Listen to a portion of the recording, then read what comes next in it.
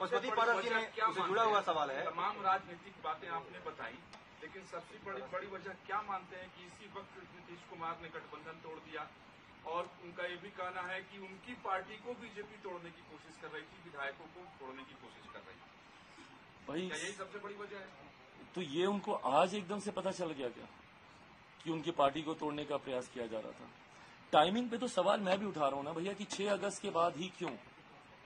6 अगस्त तक तो सब ठीक था। अगर आपको पहले पता था कि आपकी पार्टी को तोड़ने का प्रयास हो रहा है, चिराग पासवान पार्ट 2 पे काम किया जा रहा है, तथा कथित जो बातें जिन शब्दावलियों का ये इस्तेमाल करते हैं, तो आपने भैया राष्ट्रपति उपराष्ट्रपति तक तो आप समर्थन देते रह रहे थे। क्यों? क्या तब तक आपके भीतर कोई उम्मीदें बाकी थी? आपको कुछ उम्मीद थी कि आपके लिए कुछ होने जा रहा है या आपके लिए कुछ करने जा रहा है? बहरहाल भाई, तमाम बातों का जवाब सिर्फ एक ही है, सिर्फ अपनी कुर्सी के लालच में।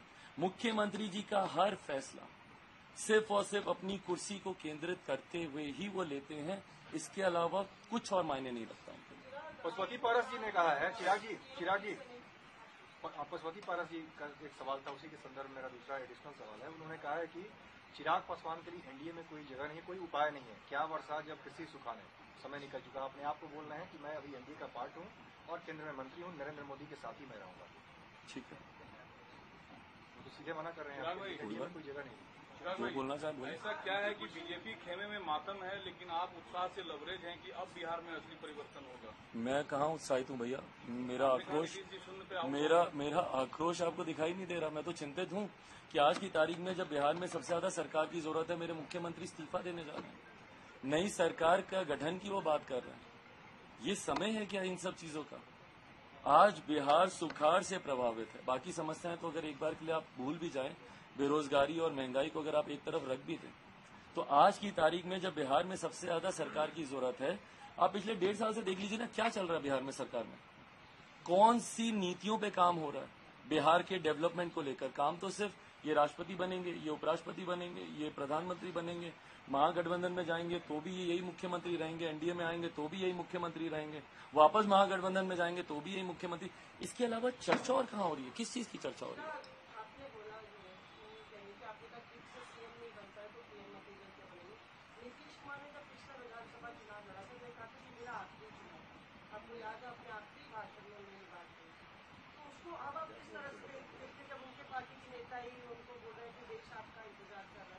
और दूसरा कि आपको ये जोड़ की राजनीति गलत लग रही है बिहार में तो जो मध्य प्रदेश में हुआ, जो अभी हाल ही में महाराष्ट्र में जोड़ से हुआ, क्या वो राजनीति सही? गलत है, सब गलत है। और मैं हमेशा में इस बात का पक्षधर रहा हूं कि जब भी अगर अविश्वास सरकार में के घटक दलों के भीतर उत्पन्न होता है, तो जोड़ तोड़ से सरकार बनाने से बेहतर है आप नया जनादेश लेकर आए। पहली बात तो जो जनादेश जनता ने आपको दिया है उसका सम्मान करना सीखें, जरूरी है। मुख्यमंत्री जी ने 2 बार जिस तरीके से जनादेश का अपमान किया, महागठबंधन के साथ चुनाव लड़े तो एनडीए के साथ सरकार चलाई, एनडीए के साथ चुनाव लड़े तो महागठबंधन के साथ सरकार चलाई, ये जनादेश का अपमान करना। जिन जिन राज्यों का आप जिक्र कर रहे हैं मौसमी, वो तमाम गलत हैं।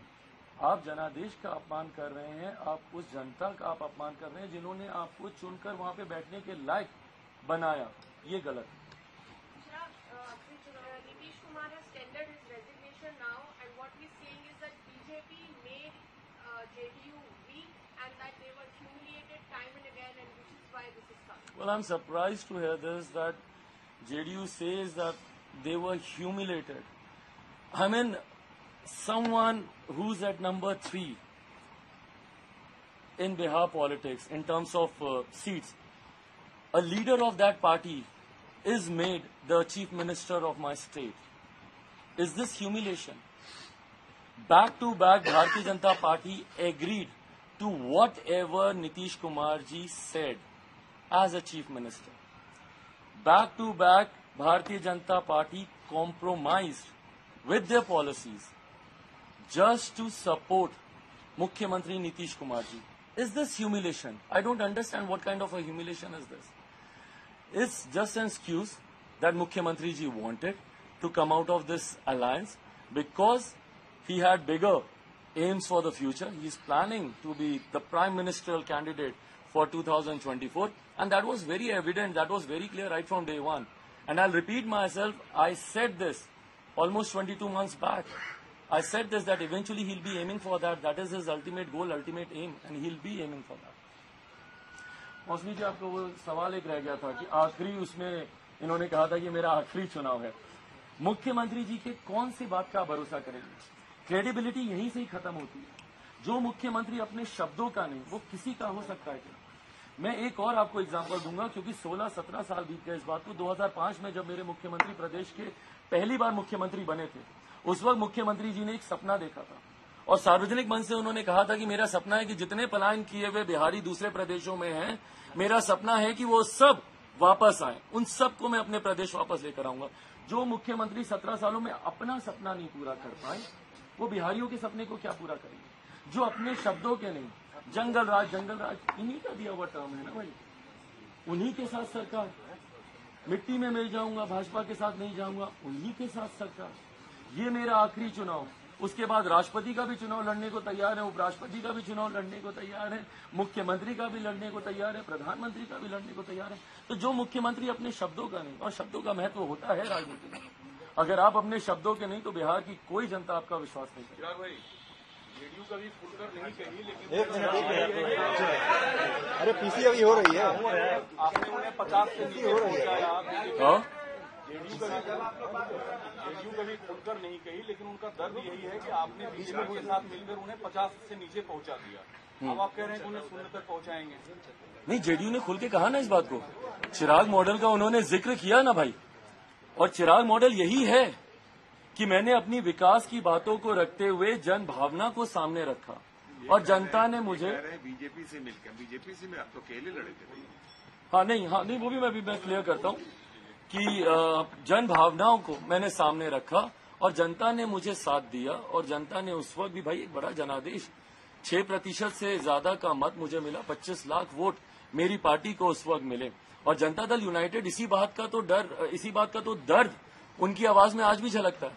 जब ललन जी बोलते हैं चिराग मॉडल का, जब वो जिक्र करते हैं, तो वो दरअसल इसी मॉडल का जिक्र करते हैं जिस मॉडल की वजह से उनकी पार्टी तीसरे नंबर पर आई। और जब वो इस बात को कहते हैं, वो उतनी बार मुझे मेरी ताकत का एहसास दिलाते हैं। वो मेरा परिचय मेरी ही ताकत से करवाते हैं, जितनी बार वो इस बात को कहते हैं कि चिराग की वजह से हम लोग हारे, चिराग की वजह से हम लोग तीसरे नंबर की पार्टी बन गए। तो कहीं ना कहीं जो कॉम्प्लीमेंट मुझे देते हैं, मेरी तारीफ करते हैं, उसके लिए मैं जनता दल यूनाइटेड के नेताओं का मैं धन्यवाद करूंगा। पर जिस साजिश की वो बात करते हैं कि भैया भारतीय जनता पार्टी के साथ मिलकर, इनके साथ मिलकर, उनके साथ मिलकर, इस बात को मैं स्पष्ट तौर पर कह दूं, ये निर्णय मेरी पार्टी का था कि हम लोग चुनाव लड़ेंगे। और ये निर्णय को मैंने खुलकर उसी वक्त मैंने घोषित कर दिया था कि लोक जनशक्ति पार्टी अकेले चुनाव लड़ी, और हम लोग अकेले चुनाव लड़े। तमाम सीटों पर जितनी भी जो सीटें हम लोगों ने चिन्हित की थी, उन तमाम 137 सीटों पर हम लोगों ने अकेले चुनाव लड़ा। और जो भी मत मुझे मिला, मैं बिहार की जनता का उसके लिए धन्यवाद करता हूं। जो साथ उन्होंने दिया, उसी वक्त नहीं, उसके बाद भी जो साथ उन्होंने मेरा दिया, उसके लिए मैं उनका धन्यवाद करूंगा। और आने वाले समय में